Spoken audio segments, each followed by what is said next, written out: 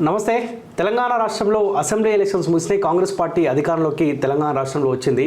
So 2 నెలల్లో parliament elections రాబోతూ ఉన్నాయి. సో భారతీయ జనతా పార్టీ ఖచ్చితంగా పార్లమెంటు సీట్లలో మెజార్టీ సీట్లలో మనం గెలవాలి. మళ్ళీ కేంద్రంలో బీజేపీ రావాల్సిన అవసరం ఉంది. మోడీ నాయకత్వాన్ని ప్రజలు కోరుకుంటారని చెప్పి భారతీయ జనతా పార్టీ బలంగా తీసుకెళ్తా ఉంది. ఏ తప్పిదాలు అయితే అసెంబ్లీ ఎలక్షన్లు జరిగినాయో పార్లమెంట్ ఎలక్షన్లో ఆ తప్పిదం జరగకుండా కాస్త జాగ్రత్తగా ఉండాలన్న ఆలోచనలో భారతీయ జనతా పార్టీ ఉన్నట్టు తెలుస్తూ ఉంది. దానికి తోడు ఈరోజు అయోధ్య రామ మందిరంలో ప్రాణ ప్రతిష్ఠ చేయబోతా ఉన్నారు. సో అది కూడా భారతీయ జనతా పార్టీకి తెలంగాణ రాష్ట్రంలో కలిసి వచ్చే అవకాశం ఉంటుందేమో అన్న చర్చ కూడా జరుగుతూ ఉంది. సో ఈ అంశాలపై మాట్లాడడం నాతో పాటు భారతీయ జనతా పార్టీ సీనియర్ నాయకులు మాజీ ఎమ్మెల్సీ రామచంద్రరావు గారు నాతో పాటు ఉన్నారు. సార్ నమస్తే. నమస్తే అండి. కాస్త ప్రశాంతంగా ఉన్నారు సార్? అంతా రామ జన్మభూమి వాళ్ళ ప్రాణ ప్రతిష్ట, ఎవ్వరు కూడా వాళ్ళ వాళ్ళ బిజీలో ఉన్నారు. మీరు వస్తున్నట్టు నేను ఆగాను. అందరూ వాళ్ళ వాళ్ళ పనులు వాళ్ళు ఉన్నారు. ఇవాళ ఎవరు నా దగ్గర రారు. ఓకే, షెడ్యూల్ మొత్తం హైదరాబాద్. ఇవాళ హైదరాబాద్లో మల్కాజ్గిరి పార్లమెంట్ పరిధిలో ఉన్న కొన్ని అసెంబ్లీస్లో, ఇవాళ కొన్ని ఉస్మానియా యూనివర్సిటీలో ఇవన్నీ తిరిగేది ఉంది. పిల్లలు ఇక్కడ యూనివర్సిటీ స్టూడెంట్స్ ఏబీ పాలు చేస్తున్నారు. మల్కాయిలో 3 ఉన్నాయి కార్యక్రమాలు. అదేవిధంగా ఎల్బీ నగర్లో ఒకటి ఉంది. సో ఇవన్నీ కూడా మనం చాలామంది పిలిచారు, కానీ మనం పెట్టుకుంది ఇవి. తర్వాత నిజాం కాలేజ్లో లక్ష్మణ్ గారు కూడా వారు కూడా కార్యక్రమం చేస్తున్నారు. సో కొన్ని కార్యక్రమాలు అయితే చాలా పెద్ద ఎత్తున నడుస్తున్నాయి. మొత్తం సిటీలోనే కాదు, దేశవ్యాప్తంగా ప్రతి గలీలో ప్రతి ఒక్క ఇంట్లో కూడా కొంతమంది ఫ్లాట్లలో కూర్చోబెట్టి ఎల్ఈడీలు పెట్టి అందరం కలిసి చూసేటటువంటి ఒక కార్యక్రమాలు పెట్టి పూజలు చేసి పులిహార ప్రసాదాలు తీసుకొని అనేటువంటి ఒక కార్యక్రమాలు చేసి పెట్టారు చాలామంది. అది సో మొత్తానికి అనుకున్నది సాధించారు. సో రామ మందిరాన్ని ఎట్టి పరిస్థితుల్లో నిర్మించాలన్న ఆలోచనతో సో భారతీయ జనతా పార్టీ ఇక్కడ సక్సెస్ అయినది మొత్తానికి. సో మీకు కలిసి వచ్చే అవకాశం ఉంటుందా? రాజకీయంగా తీసుకుంటా ఉన్నారా ఈ నిర్ణయాన్ని మీరు? అది ఇప్పుడు రామ్ జన్మభూమిని ఎప్పుడు కూడా రాజకీయంగా భారతీయ జనతా పార్టీ చూడలే. ఇది ఒక భారతదేశ అస్తిత్వానికి, భారతదేశ ఒక సాంస్కృతిక అస్తిత్వానికి ఇది ఒక ప్రతీకం. 528 సంవత్సరాల క్రితము బాబరు ఏదైతే రామ్లాలా ఒక స్థానాన్ని అండి, ఎక్కడైతే రాముడు పుట్టాడు ఆ స్థానాన్ని కూడగొట్టి అక్కడ ఒక మస్జిద్ నిర్మాణం చేసినట్టు చరిత్ర. అది మీరు చెప్పింది కాదు, చరిత్ర. అప్పటి నుంచి ఇప్పటి వరకు ఈ ప్రజల్లో ఉన్నట్టు ఆకాంక్ష, రాముడు ఎక్కడైతే పుట్టాడో ఆ ఒక స్థానం మాకు ఇచ్చేసేయండి అని చెప్పి అప్పటి నుంచి పోరాడుతున్నారు. సరే, దాని వెనుక చరిత్ర ఉన్నది. దాని మీద తర్వాత ఈ సుప్రీంకోర్టు నిర్ణయం ప్రకారం భారతీయ జనతా పార్టీ ప్రభుత్వం ఏమంటే ఒక ట్రస్ట్ ఫామ్ చేసి ఆ ట్రస్ట్లో వాళ్ళ ఒక వేగవంతం చేసి ఈరోజు నిర్మాణం అవుతుంది. ఇది బీజేపీకి సంబంధించినటువంటి ఒక విషయం కాదు. ఇది దేశానికి, ప్రపంచంలో ఉన్నటువంటి ఒక భారతీయులందరూ కూడా, మీరు భారతీయులు ఎందుకంటే దీన్ని హిందువులు ఉంటారు, ముస్లిమ్స్. మీకు తెలిసి చాలామంది అయోధ్యలో ఫైజాబాద్ అంటుంది దాన్ని. అయోధ్యలో ఈరోజు ముస్లిమ్స్ కూడా రాముడి యొక్క భక్తులు. అక్కడ రాముడు ఒక హిందూ దేవుడు కాదు ఆయన. ఇప్పుడు గాంధీ గారు రామరాజ్యం అన్నారు. రామరాజ్యం అంటే ఒక పర్సనాలిటీ. అది రాముడు ఒక పర్సనాలిటీ, పర్సనిఫికేషన్ ఆఫ్ రూలర్. ఆ రూలర్ కూడా క్వాలిటీస్ ఆయనకు ఉన్నాయి. అందుకే రామరాజ్యం కావాలని చెప్పినాం. కాబట్టి అటువంటి రాముడి యొక్క మందిరం నిర్మాణం అప్పుడు ప్రపంచంలో ఉన్నటువంటి భారతీయులందరూ కూడా చాలా సంతోషంగా ఉన్నారు. ఒక బీజేపీ సంబంధించినటువంటి ఒక ప్రోగ్రాం కాదు ఇది. ఇది భారతీయుల ప్రోగ్రాము. ఇది అందుకే చెప్తున్నారు. ఈరోజు చాలామంది బయట వాళ్ళకి పిలిచాం. ఈరోజు ఇప్పుడే టీవీ చూస్తాను, చంద్రబాబు నాయుడు గారు వెళ్ళారు, చిరంజీవి గారు వెళ్ళారు, రామచంద్ర గారు వెళ్ళారు, ఆలియా భట్ అక్కడే ఉన్నది. అంటే కొన్ని పేర్లు ఇప్పుడు టీవీలో. ఇండియా కూటమి దూరంగా ఉంటుంది అనుకుంటా కదా, అంటే బీజేపీ ఈ రామ మందిరాన్ని రాజకీయం చేస్తూ ఉన్నది. ఇప్పుడు ఆమ్ ఆద్మీ పార్టీ ఢిల్లీలో వాళ్ళ ఎమ్మెల్యేలు, వాళ్ళ మంత్రులు ప్రతి ఇంట్లో, ప్రతి ఒక్క బస్తీలలో వాళ్ళు ఈరోజు పూజలు చేస్తున్నారు. వాళ్ళు పాల్గొంటున్నారు. అక్కడ అయోధ్యలో పాల్గొనకపోవచ్చు, కానీ ఇక్కడ పాల్గొంటున్నారు. దీని ఏమన్నా ఇండియా లేస్కు దీన్ని వ్యతిరేకించే అవసరం ఏముంది? భయపడాల్సింది. ఇది ఓట్ బ్యాంక్ పాలిటిక్స్ సంబంధించింది కాదు కదా. ఇది రాముడు సెక్యులర్. మీ సెక్యులరిజం మీద విశ్వాసం ఉంటే చేయండి. ఒక ఎందుకు మీరు చేయట్లేదు? కాబట్టి ఈరోజు దీన్ని రాజకీయం చేస్తుంది కాంగ్రెస్ పార్టీ. చాలా అంటే బాధాకరమైన విషయం ఏంటంటే కాంగ్రెస్ పార్టీలో ద్వంద్వ నాయకులు ఉన్నాయి. కొంతమంది లేదు రాముడికి పోతాం, కొంతమంది మేము పోము, సోనియా గాంధీ, రాహుల్ గాంధీ అంటూ. కొంతమంది రాముడి తలుపు తెరిపించిదే మేము అని కాంగ్రెస్ పార్టీ వాళ్ళు. కొంతమంది అసలు బీజేపీ దీన్ని మొత్తం రాజకీయం చేసిన వాళ్ళు. అంటే ఇది రాజకీయ లబ్ధి కోసం కాదు. ఇది నేను ఫస్ట్ చెప్తాను. మేము భారతీయ జనతా పార్టీ ఫస్ట్ నుంచి కూడా, ఈవెన్ అద్వానీ గారు రథయాత్రలో కూడా మేము చెప్పింది ఏంటంటే, ఆ రోజు సెక్యులరిజం అనేది, వాట్ ఈస్ సెక్యులరిజం అనేది మనం ఓటు బ్యాంక్ పాలిటిక్స్ సెక్యులరిజం కాదు. ఒక దేశంలో ఒక మెజారిటీ ఒక మతం మా ఒక దేవుడు ఇక్కడ పుట్టాడు, మా రాముడు ఇక్కడ పుట్టాడు అని చెప్పేసేటువంటి నమ్మినటువంటి దీంట్లో చరిత్ర దాన్ని కూలగొట్టి అక్కడ వేరే మతస్థులు దాని మీద వారి ఒక మందిరాన్ని కట్టినటువంటి ఒక నేపథ్యంలో ప్రపంచం మొత్తానికి చరిత్ర తెలిసినటువంటి దీంట్లో ఈరోజు మనం ఎందుకు దాన్ని మనకు వచ్చినప్పుడు ఎందుకు సంతోషపడకూడదు? ఒక చరిత్ర మనం తిరగేసినటువంటి విషయం, we are corrected the history wrong in history. So మీరు రాజకీయంగా ఈ అంశాన్ని ముందుకు తీసుకుపోయినప్పటికి కూడా సో కొంత మీరు రాబోయే పార్లమెంట్ ఎలక్షన్లో సో ఈ అంశం మీకు కొంత మేలు చేసే అవకాశం డెఫినెట్గా ఏముంటుందంటే దీంట్లో ఈ యొక్క సమస్యని కాంగ్రెస్ పార్టీ నాచి పెట్టింది. రాజీవ్ గాంధీ గారు ప్రధానమంత్రి ఉన్నప్పుడు ఈ సమస్య తెర మీద వచ్చినప్పుడు అప్పుడు ఆయన దాన్ని తేల్చలేకపోయాడు. దాని తర్వాత అటల్ బిహారీ వాజ్పేయి గారు వచ్చినటువంటి సందర్భంగా దాని మీద చర్చలు జరిగినాయి, చాలాసార్లు చర్చలు జరిగినాయి. కోర్టులో పడ్డ తర్వాత కోర్టు నిర్ణయం మేరకు ఇది జరుగుతూ ఉంది. కానీ కాబట్టి అది ఏదో ప్రయత్నం ఏదో చేసినామో ఈ సామరస్యంగా దీనికి ఒక పరిష్కారం కావాలంటే కోర్టు నిర్ణయం ఇచ్చిన తర్వాత కూడా సామరస్యంగా 2.7 acres ఈ మందిరానికి 5 acres దూరంలో ఒక ముస్లిమ్స్కు ఒక సెంటర్ కట్టమని చెప్పేసి వాళ్ళకు కూడా మంచిది కట్టమని సుప్రీం ఆర్డర్ ప్రకారం వాళ్ళకు కూడా 5 ఎకరాలు ఇవ్వడం జరిగింది. డెఫినెట్గా బీజేపీ ప్రభుత్వం చేసినటువంటి ఘనత అది. కంటెన్షియస్ ఇష్యూ ఆర్టికల్ 370 ఏదైతే చేసినామో ఇది కూడా అంతే పెండింగ్. ఎవరు సాల్వ్ చేయలేరు ప్రపంచంలో అనుకున్నారు, అప్పుడు సాల్వ్ అయింది కదా. సాల్వ్ అయినందుకు డెఫినెట్గా బీజేపీకి దాని మీద ప్రజల నమ్మకం ఉంటుంది, అది హిందువులు కానీ ముస్లిమ్స్ కానీ. అసెంబ్లీ ఎలక్షన్ల కంటే ముందు నేను ఇక్కడే మనం ఇంటర్వ్యూ చేసినాం. సో ఖచ్చితంగా తెలంగాణ రాష్ట్రంలో బీజేపీ గవర్నమెంట్ ఫామ్ చేసిన ఒక బలమైన నమ్మకంతో మీరుండే, ఎక్కడ తప్పిదం జరిగింది, ఎందుకు మీరు అధికారంలోకి రాలేకపోయినారు? కర్నూలు సాగు 100 కారణాలు ఉండే. ఏం తప్పు జరిగింది ఏంది అనేది మా పార్టీ విశ్లేషణ ఆగలేదు జరిగింది. దాని మీద మళ్ళీ మేము దాన్ని బయట ఎక్కడ అయింది ఇది అది మళ్ళీ మేము బయట ప్రజల్లో చర్చ కానీ కార్యకర్తలు చర్చ కానీ దాని మీద పెట్టదలుచుకోలేదు. తప్పిదం కన్నా ఎక్కువ మాకు సంతోషం ఏంటంటే మా గతంలో ఒక సీట్ నుంచి మాకు 8 సీట్లు వచ్చినాయి. 7% మాకు ఓటు నుంచి దాదాపు 15% మాకు ఓటు శాతం పెరిగింది. అదేవిధంగా మాకు 19 స్థానాల్లో మాకు డబుల్ సెకండ్ ప్లేస్ వచ్చినాం. దాదాపు 20 స్థానాల్లో మాకు 50,000 పైగా ఓట్లు వచ్చినాయి 3 స్థానాలు ఉన్నప్పుడు కూడా. మల్కాజ్గిరి కానీ కొత్త బుల్లివరకర్ కానీ ఎల్బీ నగర్ కానీ ఇవన్నీ కానీ. సో ఏదైతే ఎక్కడ కూడా మాకు లాస్ట్ టైం 2018లో మీరు ఎప్పుడు చెప్తారు 102 ప్లేస్లో డిపాయిడ్ పోయినాయి, 102 ప్లేస్ డిపాయిడ్ పోయినాయి అనేటటువంటి మాట లేదు కదా. దాదాపు మాకు 70 సీట్స్ డిపాజిట్ వచ్చినటువంటి పరిస్థితి మనం చూస్తాం కదా. సో 70 కన్నా ఎక్కువ సీట్ డిపాజిట్ వచ్చినాయి. సో పెరిగింది కదా, మాకు గ్రాఫ్ పెరిగింది. డెఫినెట్గా అధికారంలోకి రాలేదన్న బాధ కంటే ఓటు శాతం పెరిగిందన్న సంతోషంలో భారతీయ జనతా పార్టీ నాయకులు అధికారం రావాలనేటటువంటి లక్ష్యం ఏ రాజకీయ పార్టీకైనా ఉంటుంది, ఆ బాధ ఉంటుంది. కానీ బాధపడటంలో కూడా మాకు ఒక అదో ఫస్ట్ ఫేజు. కానీ మీరు పెరిగినా లేదా కూడా మీరు చూసుకోవాలి కదా. ఈ సంతోషము నా సంతోషం కాదు. ఏ రాజకీయ పార్టీకి సంతోషం ఎప్పుడు వస్తుంది? మంచి మెజారిటీతో అధికారం ఫామ్ చేసినప్పుడు సంతోషం ఉంటుంది. అప్పటి వరకు మా ప్రయత్నం మేము కొనసాగిస్తాం. వైఫల్యం చెందినా వైఫల్యము కొద్దిగా దాన్ని అధిగమించినా అధికారమే మా లక్ష్యము.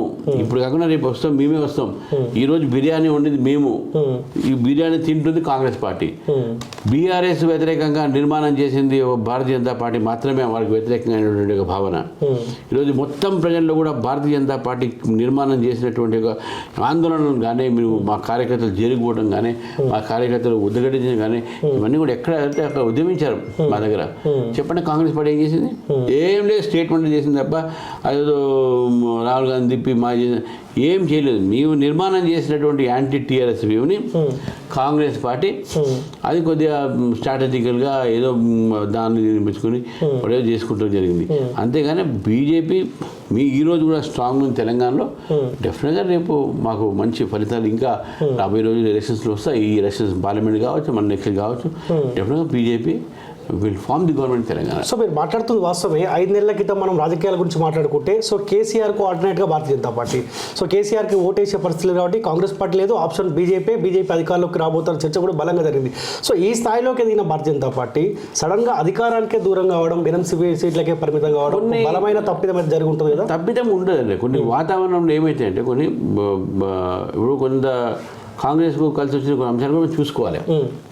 వాళ్ళకి కలిసి వచ్చిన అంశాలు ఏంటంటే మునుగోడు బీజేపీ ఓడిపోవటం, వాళ్ళు కలిసి వచ్చిన అంశం ఏంటంటే కాంగ్రెస్ కర్ణాటకలో గెలవటం. ఇప్పుడు ఇవి కొన్ని వాళ్ళు కలిసి అదే ఒక ఉత్సాహాన్ని నింపింది వాళ్ళకు. ఇంకో కలిసి వచ్చిన ఏంటంటే ఒక బలమైన సామాజిక వర్గము వాళ్ళ వెంట ఉండటము.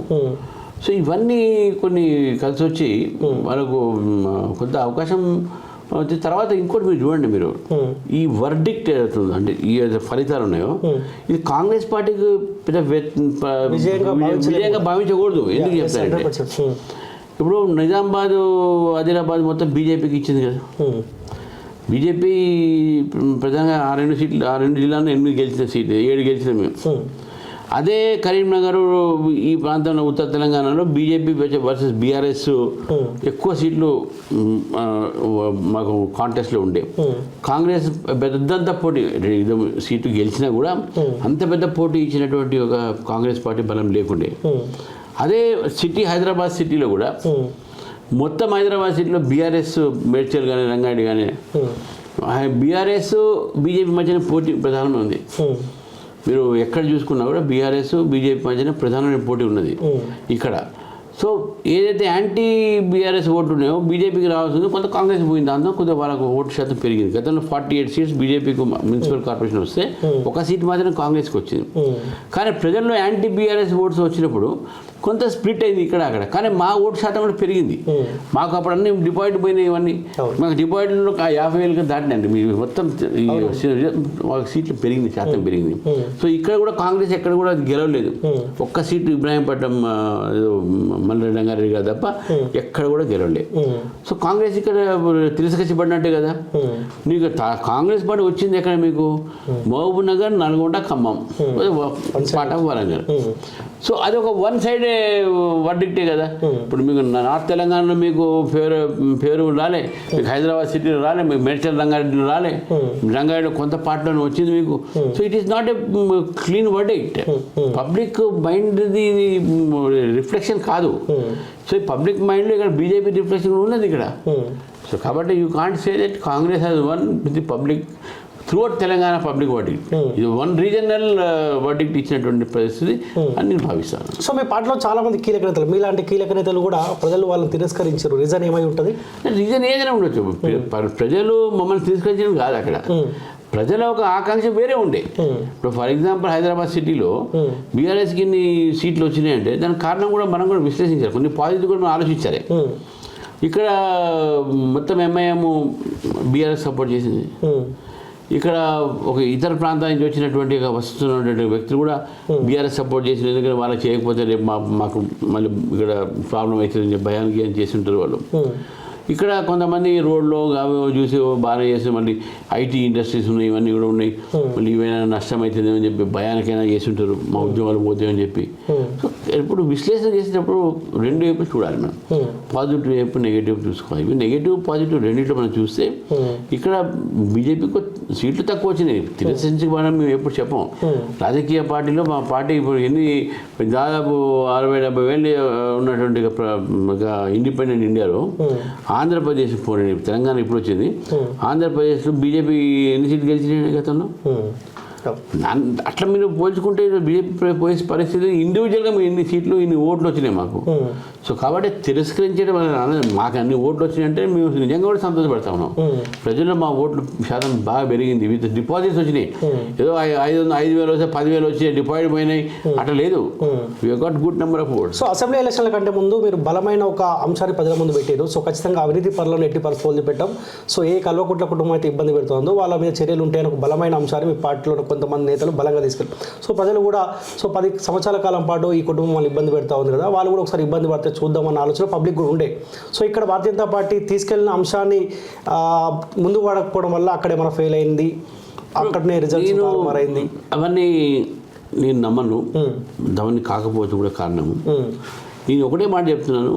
నేను ఇంతకుముందు చెప్పిన కొన్ని అంశాలు కొన్ని ప్రాంతంలో, మొత్తం తెలంగాణ కాదు, కొంత ప్రాంతంలో కొన్ని కారణాల వల్ల కాంగ్రెస్కు అడ్వాంటేజ్ వచ్చింది. అంతేగాని బీజేపీకి ఎక్కడ కూడా మాకేదో బాగా నష్టమైనట్టు మేము భావించట్లేదు. రెండోది, ఎస్, ఎవరైతే తప్పు చేస్తారో వాళ్ళ మీద చర్య తీసుకోవాలి, చట్టపరమైన చర్య. ఈరోజు ప్రభుత్వం వాళ్ళది ఉంది కాబట్టి వాళ్ళు చర్య తీసుకోవాల్సింది. మేము కూడా ఇప్పుడు డిమాండ్ చేస్తా ఉన్నాం. ఇప్పుడు సిబిఐ రావద్దు ఈ రాష్ట్రంలో అని చెప్పి జియో తీసుకొచ్చింది టీఆర్ఎస్ పార్టీ. అవును. మరి ఇప్పుడు కాంగ్రెస్ పార్టీ వచ్చింది కదా, వాళ్ళు కూడా చర్య తీసుకుంటారు కదా మాలానే. వాళ్ళు కూడా అదే నినాదంలో వాళ్ళు వచ్చారు కదా. ఇప్పుడు ఎందుకు ఆ జియో ఎత్తేయట్లేదు? ఎందుకు ఇమీడియట్గా సిబిఐ ఎంక్వైరీ ఇవ్వట్లేదు?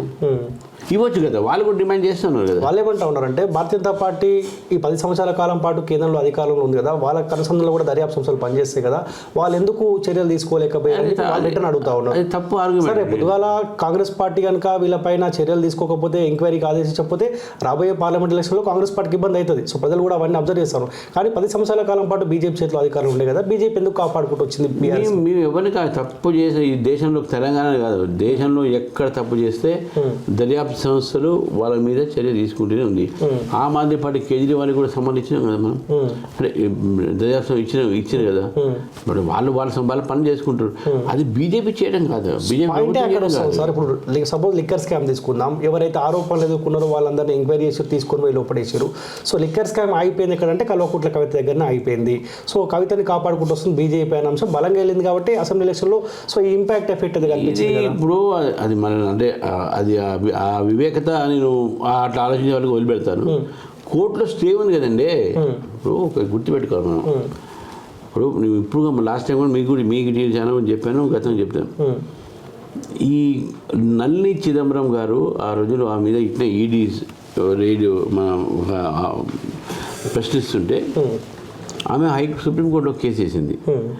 ఎన్ఫోర్స్మెంట్ సంబంధించినటువంటి ఒక చట్టాలలో, ఈడీ చట్టాల్లో ఒక మహిళను కానీ ఒక వృద్ధురాలను కానీ ప్రశ్నించేటప్పుడు ఇంటికే వచ్చి ప్రశ్నించాలి అని చెప్పేసి ఏదైతే సిఆర్పిసిలో ఉన్నటువంటి ఒక వెసులుబాటు ఉందో దీంట్లో లేదు, దీంట్లో కలిగించాలి, ఇది పొరపాటమైనటువంటి ఒక ప్రొవిజన్ అని చెప్పి ఛాలెంజ్ చేసింది ఆమె.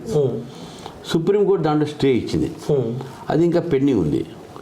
అదే గ్రౌండ్ మీద వీళ్ళు కూడా దాని మీద షెల్టర్ తీసుకున్నారు.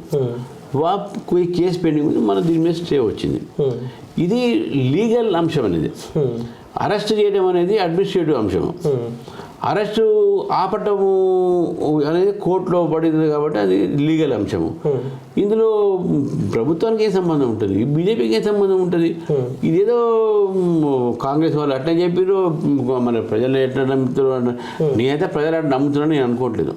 ఇది క్లియర్ కట్గా లీగల్ ఇష్యూ, అడ్మినిస్ట్రేటివ్ యాక్షన్.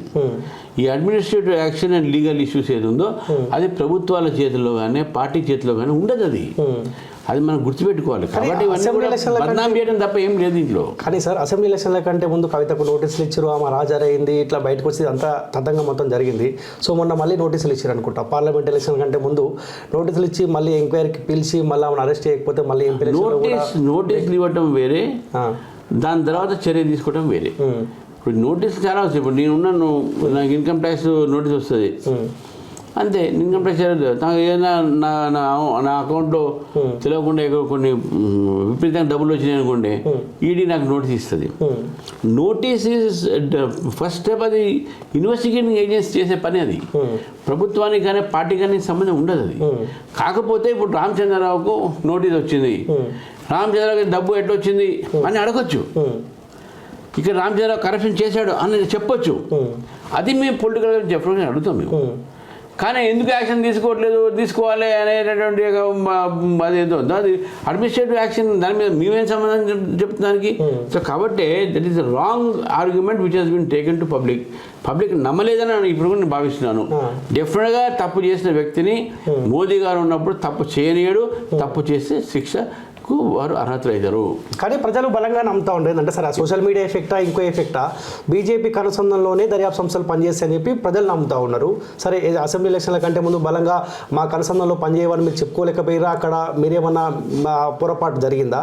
కానీ పార్లమెంట్ ఎలక్షన్ కంటే ముందు మళ్ళీ కవితకు అధికారులు పిలిచి ఎంక్వైరీ చేసి మళ్ళీ ఆమెను తప్పించే ప్రయత్నం చేస్తే ఆ ఎఫెక్ట్ మీ బీజేపీ మీద రాబోయే ఎంపీ ఎలక్షన్లో పడే అవకాశం ఉంటుందా ఉండదా? అసలు ఆ అంశమే బీజేపీకు సంబంధం లేదు కదా, మీ ఎందుకు మాట్లాడదు దాని మీద ఎందుకు ఉంటుంది ఇంపాక్ట్? అసలు ఆ సంబంధం ఉన్నది ఎవరి మధ్యన ఉంది? ఈడీ మధ్యన, వాళ్ళ మధ్య తప్పు చేసిన మధ్యన ఉంటుంది. మాకేం సంబంధం అది? నేను అనేది అదే కదా, వాళ్ళు తప్పు చేసి నువ్వు తీసుకుని ఎంతమంది అరెస్ట్ చేశారు, అతను అరెస్ట్ చేయలేదు, మొత్తం దేశం లిస్ట్ తీయండి వీళ్ళ దాంట్లో చేసి, అది వాళ్ళు చెప్పాలి, వాళ్ళు they should answer the people. మేము ఎందుకు చెప్తాం అంటే వాళ్ళు అరెస్ట్ చేయలేదు ఎందుకు చేయాలి మేము చెప్తాం, అది వాళ్ళు చెప్పాలి, ఇన్ఫర్మేషన్ డైరెక్ట్ చెప్పాలి, వాళ్ళని అడగమని చెప్పండి, వాళ్ళు చెప్తారు. అప్పుడు ఈ కోర్టు, నేను అడ్వకేట్ కాబట్టి నేను కోర్టు ఇష్యూ తీసుకొచ్చిన ముందు వాళ్ళు చెప్తారు, వాళ్ళు ఇది కోర్టు ఉంది మీరు చేయలేదు అంటారు, ఇంకా చెప్తారు. కానీ దాన్ని అదే ఎలక్షన్ ఇష్యూ కాదు కదా. ఎలక్షన్ ఇష్యూ ఏంది ఈ దేశంలో? 70 సంవత్సరాలు ఆ కాంగ్రెస్ పార్టీ ఇతర పార్టీలు ఈ దేశాన్ని పరిపాలించారు, కోట్లాది రూపాయలు కొట్టుకుపోయినారు. ప్రపంచం అసలు సరిగా రోడ్డు లేకుండే, ఎయిర్పోర్ట్లు లేకుండే, పోర్ట్ లేకుండే. ఈరోజు కోవిడ్ సమస్యను కూడా ఎంత విధంగా మనం ఎదుర్కొంది మోదీ గారి ప్రభుత్వంలో. ఈరోజు మనం 5వ స్థానంలో ఉన్న ప్రపంచంలో ఆర్థిక వ్యవస్థలో. ఇటువంటివన్నీ కూడా అంశాలు వస్తాయి. కానీ ఇదేంది పిచ్చుకుంటే అంశం? ఈ అంశం కానే కాదు ఎలక్షన్స్లో. It is not at all election issue. Okay sir, మీరు ఒక అడ్వకేట్, సీనియర్ అడ్వకేట్గా పనిచేస్తూ ఉన్నారు, సో మీకు ఆ లీగల్ పాయింట్స్ అనేది తెలుసు. కవిత అరెస్ట్ అయ్యే అవకాశం ఉంటుందా? నేను ఇప్పుడు చెప్తున్నాను అండి, అవకాశాలు ఉంటేనంటే వాళ్ళ దర్యాప్తు సంస్థలకు సంబంధించినటువంటి వాళ్ళ ఒక అధికారులకు వాళ్ళ దగ్గర ఉన్నటువంటి ఒక సాక్ష్యాధారాలను బట్టి ఉంటుంది. ఏదైతే ప్రజల్లో వాళ్ళ సాక్ష్యాలు తీసుకోపోతున్నారో, కోర్టు ఏదైతే వాళ్ళకు వసూలుపాటు కలిగిస్తున్నారో దాన్ని బట్టి నిర్ణయం ఉంటుంది. అది మేము చెప్తే కాదు కదా. ఓవరాల్గా ఎపిసోడ్ మొత్తం చూసారు కదా, కవిత పాత్ర ఏముంది ఇవన్నీ మీరు కూడా అబ్జర్వ్ చేసే ఉంటారు, ఆ పాయింట్స్ మొత్తం. సో ఆ ఆధారాలు చూస్తూ ఉంటే అరెస్ట్ అయ్యే అవకాశం ఉంటుందా? ఇప్పుడు కోర్టులో కేసు స్టే ఉంది కదా, నేను దాని మీద ఎట్లా కామెంట్ చేస్తా? నేను కోర్టులో స్టే ఉన్నప్పుడు నేను ఐ కాంట్ కామెంట్. కోర్టులో స్టే ఉంది, దాంట్లో కోర్టులో నల్లి చిదంబరం గారి కేసులో కూడా స్టే ఉన్నది. ఎప్పుడైతే ఆ లీగల్ పాయింట్ డిసైడ్ కాదో నేను దాని మీద ఒపీనియన్ ఇవ్వడం కూడా మంచిది కాదు. ఓకే, సో బండి సంజయ్ని తప్పియడం ఏమైనా ఇబ్బంది అయిందా? చూడండి, పార్టీలో అనేకమైన నిర్ణయాలు ఉంటాయి. ఎందుకుంటే అది మా ఇంటర్నల్ మ్యాటరు. అది మా పార్టీలో అటువంటి దాని మీద ప్రజల్లో సోషల్ మీడియాలో ఏది వచ్చింది అని దానికి కిషన్ రెడ్డి గారు ఇప్పుడు మా ప్రెసిడెంట్, బండి సంజయ్ గారు ఇప్పుడు మా ఆల్ ఇండియా జనరల్ సెక్రటరీ, ఇద్దరు పార్టీలో మంచిగా పనిచేస్తున్నారు. దానివల్ల ఇబ్బంది ఏం జరగలేదని చెప్పి నేను భావిస్తున్నా. సరే, ఏదో సోషల్ మీడియాలోనో వాళ్ళు వీళ్ళు చెప్పిండొచ్చు, బట్ వాళ్ళ విశ్లేషణ. కానీ పార్టీ సంబంధించిన వరకు పార్టీలో కార్యకర్తలు కానీ పార్టీ ప్రెసిడెంట్ ఎవరైనా సరే మేము వాళ్ళ కింద పనిచేస్తాము. పార్టీ పదవి మూడు సంవత్సరాలు, కానీ 3 సంవత్సరాలు ఇంకో 3 సంవత్సరాలు పెంచుతారు. అంతకన్నా తర్వాత మళ్ళీ మారుతుంది. ఇది ఒక ప్రక్రియ. మా పార్టీలో ప్రజాస్వామ్య పద్ధతిలో పార్టీలో ప్రక్రియ. 3 సంవత్సరాలు ప్రెసిడెంట్ అయిపోయింది కాబట్టి ఇంకో ప్రెసిడెంట్ తీసుకొచ్చి పెడతారు. అది మాకు ఉన్నది, అది మాకు వెసులు పార్టీ మా పార్టీలో ఉంది కాబట్టి దాన్ని పెద్ద ఇష్యూ దానివల్ల అయిందని చెప్పేసి నేను ఎంత భావించాను. ఓకే, సో పార్లమెంట్ ఎలక్షన్స్ అతి త్వరలో రాబోతా ఉన్నాయి, తక్కువ సమయమే ఉంది. గతంలో మీరు మల్కాజ్గిరి నుంచి ఎమ్మెల్యేగా పోటీ చేసారు, ఎంపీగా పోటీ చేసారు. సో మీ ఓటు బ్యాంకునైతే, సో పార్టీ విషయాలు అంతర్గత విషయాలు ఎట్లున్నా కానీ మీ ఓటు బ్యాంకును మీరు కాపాడుకుంటూ వస్తూ ఉన్నారు. అసెంబ్లీ ఎలక్షన్లో కూడా దాదాపు 55,000 పైచిలకు ఓట్లు వచ్చినాయి. గతంలో పార్లమెంట్ బరిలో మీరు పోటీ చేసినప్పుడు 3 లక్షల పైచిలకు ఓట్లు వచ్చినాయి. మళ్ళీ పార్లమెంట్ బరిలో మీరు ఉండబోతా ఉన్నారా?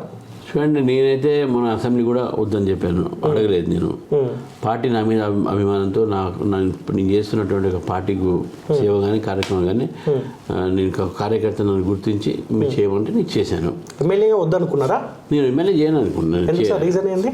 నేను చాలామంది కొత్త వాళ్ళు అడుగుతున్నారు, వాళ్ళకు అవకాశం ఇవ్వండి. గతంలో ఎంపీ ఎమ్మెల్సీ చేశాను, మళ్ళీ ఎమ్మెల్సీ నేను చూసుకుంటానని చెప్పి ఆలోచన నాకు ఉండే. సో కాబట్టి పార్టీ అక్కడ ఏం చేసిందంటే సర్వేలు గీవేలు చేయించేసింది, మీరే చేయండి అని చెప్పి నాకు చెప్తే, సరే ఇక పార్టీ ఆదేశాన్ని మనం కాదనలేము.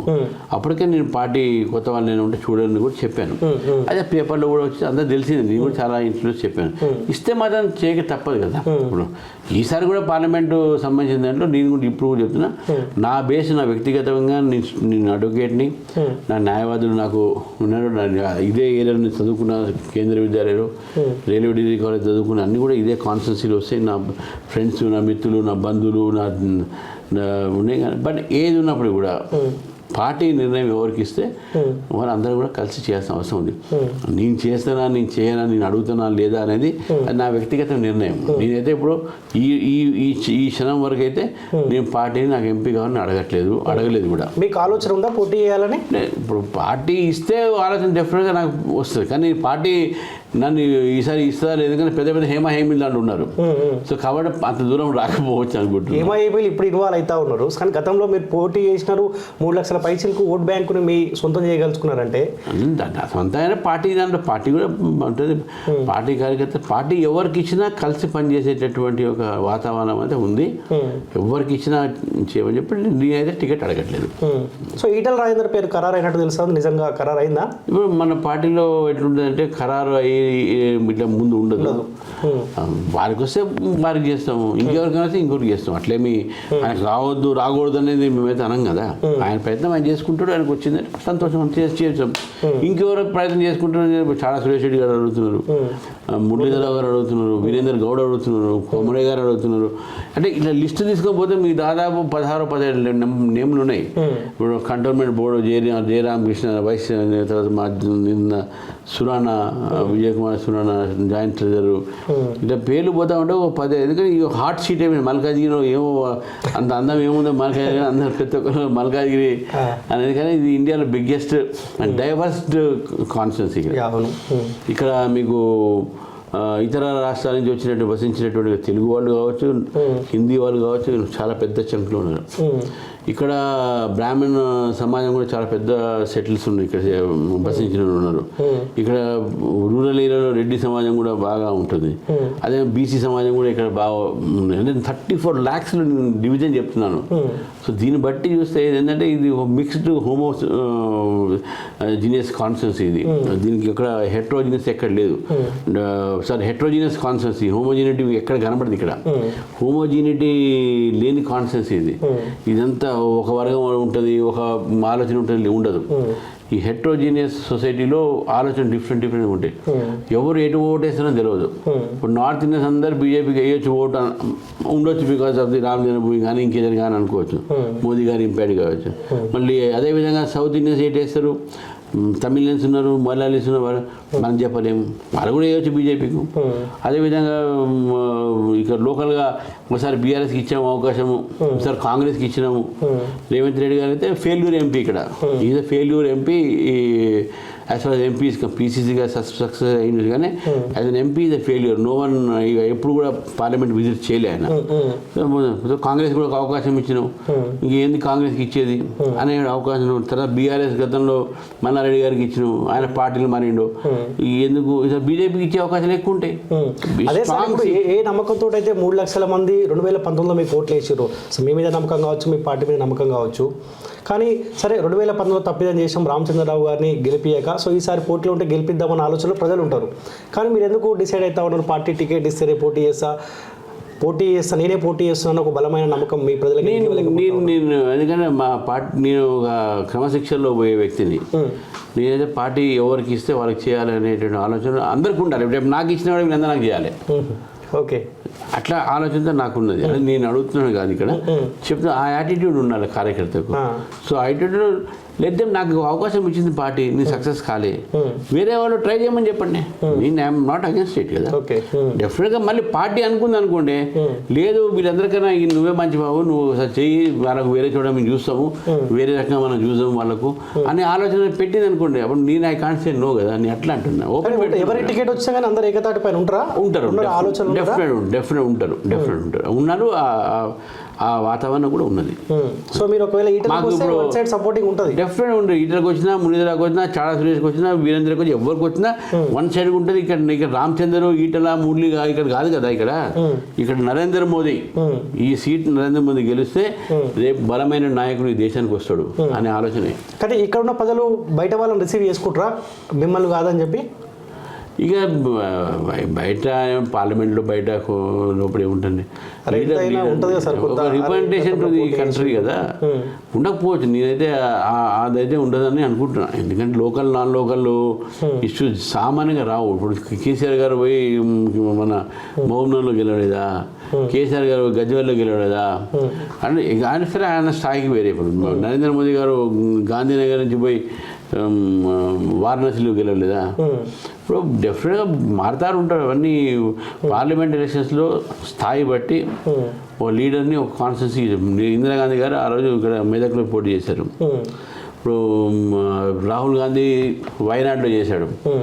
సో డిఫరెంట్ ప్లేసెస్ నుంచి చేసేటటువంటి ఒక పార్లమెంట్ ఎలక్షన్స్లో ఇది మన దేశంలో ముందు నుంచి మన పివి నరసింహరావు రామ్టెక్ మహారాష్ట్ర చేశారు, జార్జ్ ఫెర్నాండెస్ గారు కర్ణాటక నుంచి బీహార్ పోయి చేశారు, శరత్ జోషి మధ్యప్రదేశ్ అని బీహార్లో పోయి చేశారు. సో పార్లమెంట్ ఎలక్షన్స్లో లీడర్ని ఒక పార్లమెంట్ నుంచి ఒక పార్టీకి పంపించడం అనేది ప్రజల ఆలోచన ఉంటుంది. అట్లా ఏం ప్రచారం చేయబోతారు? గతంలో బీఆర్ఎస్ పార్టీకి అవకాశం ఇచ్చారు, సో మొన్న అసెంబ్లీ ఎలక్షన్లో కాంగ్రెస్ పార్టీకి అవకాశం ఇచ్చారు, పార్లమెంట్ ఎలక్షన్లో మాకు అవకాశం ఇవ్వండి అని అడగబోతున్నారు. అదొక డెఫినెట్గా అంత బాగా ఉంటుంది. ఇప్పుడు ఎలక్షన్స్ క్యాంపెయిన్లో నెంబర్ ఆఫ్ ఇష్యూస్ ఉంటాయి. లోకల్ ఇష్యూస్ వచ్చినప్పుడు మల్కాజ్ ఇష్యూ వచ్చినప్పుడు మల్కాజ్గిరికి మీరు ఎప్పుడు బీజేపీకి ఛాన్స్ ఇవ్వలేదు, ఈసారి ఇవ్వండి. గతంలో మీరు బీఆర్ఎస్కి ఇచ్చారు, గతంలో మీరు కాంగ్రెస్కి ఇచ్చారు, ఈసారి బీజేపీకి ఇవ్వండి అని చెప్పి మేము అడుగుతాం డెఫినెట్గా. సో రేవంత్ రెడ్డి పాలన ఎట్లా ఉంది సార్? నెల రోజులు గడుస్తూ ఉంది అధికారులకు వచ్చి. మరి 100 రోజుల పాలన 2-3 ఉన్నాయి. ఇప్పుడు 6 గ్యారంటీలు అన్నారు కదా, ఇప్పుడు ఎన్ని గ్యారంటీలు చక్కగా నడుస్తున్నాయి. మనం ఇప్పుడు రాగానే సంతకం పెడతా అన్నారు కదా, ఏమేమి పెట్టా చెప్పండి, ఏమేమి గ్యారంటీలు ఫుల్ఫిల్ అయినాయి. సరే మరీ టూ షార్ట్ కాబట్టి మన అంత కూడా మంచిది కాదు. ఓకే, తర్వాత మేము తప్పు చేసాము, అందరి మీద యాక్షన్ తీసుకుంటున్నాం. ఏం తీసుకుంటున్నాం? కమిటీలు వేసినా సిబిఐకి ఆ జియో ఎందుకు ఎత్తేయలేదు? ఏ సిబిఐ సంస్థని మీరు ఇన్వెస్టిగేట్ చేయట్లేదు మీరు అని మమ్మల్ని అంటారు కదా, మరి మీరు అది జియో ఎత్తేయచ్చు కదా. కానీ ఇప్పుడు కాంగ్రెస్ పార్టీ ఏమో బీజేపీ మీద ఆరోపణలు చేస్తారు, మీరు ఏం చేశారు 10 సంవత్సరాల కాలం పాటు. ఇప్పుడు బీజేపీ అస్త్రం కూడా కాంగ్రెస్ పార్టీ చర్యలు తీసుకుంటా అని చెప్పినా మీరేం చేస్తారు మరి ఎంక్వైరీ ఎక్కడ మీరు అంటారు. ఇక్కడ ఈ 2 పార్టీల మధ్య కొట్లాట మళ్ళీ బీఆర్ఎస్ పార్టీ కలిసి వచ్చే అవకాశం ఉంటుందా? ఇప్పుడు బీఆర్ఎస్ పార్టీని ఇక ప్రజలు నమ్మరండి, అయిపోయింది. బీఆర్ఎస్ పార్టీ ఇప్పుడు రాష్ట్రంలో వాళ్లకు ఇష్యూస్ లేవు, ఎందుకంటే వాళ్ళు చేసిన తప్పిదాలు, ఇప్పుడు కాంగ్రెస్ పార్టీ చేసిన తప్పిదాలు వాళ్ళు చెప్పారు మీకన్నా మీరు కూడా చేయలేదని అంటారు, అట్లా అంటారు. కానీ బీజేపీ మాత్రమే ఒకటి #1 పార్టీ, క్లీన్ రికార్డ్ మాకున్నది as far as corruption is concern, governance is concern. దాంట్లో కరప్షన్ లేని ఒక ప్రభుత్వం 10 సంవత్సరాలు మోదీ గారు ఇచ్చారు. కరప్షన్ కాదు, కరప్ట్ చేయలేని ప్రభుత్వం ఇది. ఈ కాంట్ ఈవెన్ కరప్ట్ గవర్నమెంట్ అనేది ఉన్నది. ఎక్కడైనా తప్పు చేసినంటే ఇమ్మీడియట్గా బర్క్రాస్ చేసో లేకుంటే ఏదో చేయడం జరుగుతుంది, అంత అటువంటి ఒక పరిస్థితి ఉన్నది.